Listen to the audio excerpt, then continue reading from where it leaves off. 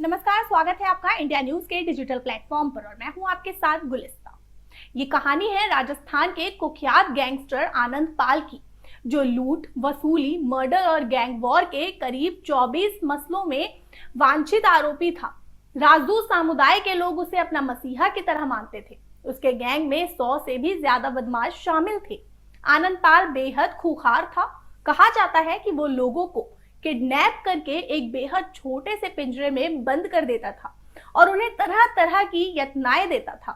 आनंद पाल राजस्थान के नागौर जिले की लाडनू तहसील के एक छोटे से गांव सांवराद का रहने वाला था। आनंद पाल को पकड़ने के लिए शहर के शहर किले में तब्दील कर दिया गया था। उसके हथियारों का सामना करने के लिए पुलिस को स्पेशल ट्रेनिंग दी जाती थी।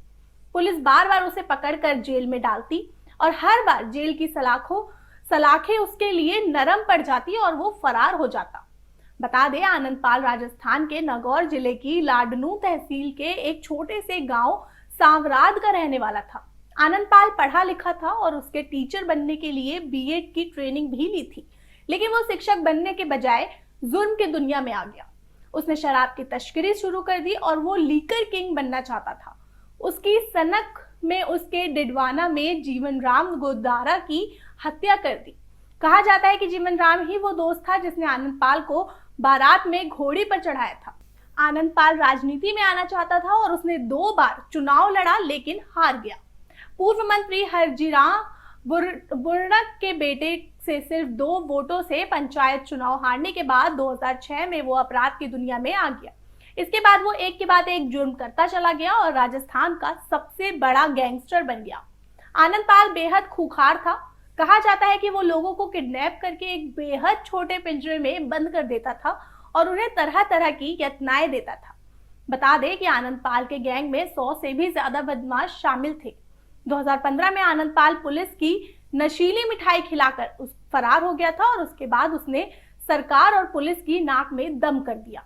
इसके बाद राजस्थान पुलिस लगातार आनंद पाल को ढूंढ रही थी और 24 जून को उन्हें पता लगा कि चूरू जिले के मौलासर गांव में आनंद पाल छुपा बैठा है। 24 जून 2017 की रात को स्पेशल ऑपरेशन चलाकर आनंद पाल का एनकाउंटर कर दिया जाता है। कहा जाता है कि आनंद पाल का खौफ इतना था कि उसे शव को उठाने भी पुलिस वाले डर रहे थे। आनंद पाल एकदम स्टाइल से जीने का शौकीन था और वो सिर पर हैट लगाता था, लेदर जैकेट पहनता था, आंखों पर स्टाइलिश चश्मा लगाता था। जब भी सुनवाई के लिए उसे कोर्ट ले जाया जाता था तो वो हीरो स्टाइल में मीडिया में फोटो खिंचवाता था।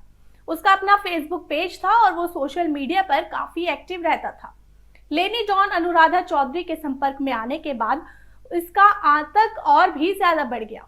फर्राटेदार इंग्लिश बोलने वाला ये अपराधी राजस्थान सरकार की साख पर बट्टा लगा रहा था। सीकर के गोपाल फोगाटवर्ट हत्याकांड को भी उसी ने अंजाम दिया था और कोर्ट ने 8 मामलों में उसे भगोड़ा घोषित किया हुआ था। बता दें, राजस्थान सरकार और पुलिस की परेशानी आनंद पाल की मौत के बाद खत्म नहीं हुई। आनंद पाल के एनकाउंटर के बाद लोगों में गुस्सा का ज्वार फूट पड़ा। उसके पैतृक जिले नागौर में सरकार का विरोध होना शुरू हो गया। आनंद पाल के परिवार ने उसकी लाश लेने से मना कर दिया और अस्पताल में धरने पर बैठ गए। बता दें, परिवार का आरोप था कि आनंद पाल ने सरेंडर करने की कोशिश की थी, लेकिन पुलिस ने उसका एनकाउंटर कर दिया था। आनंद पाल सिंह का एनकाउंटर आईपीएस दिनेश एमएन के नेतृत्व में किया गया था।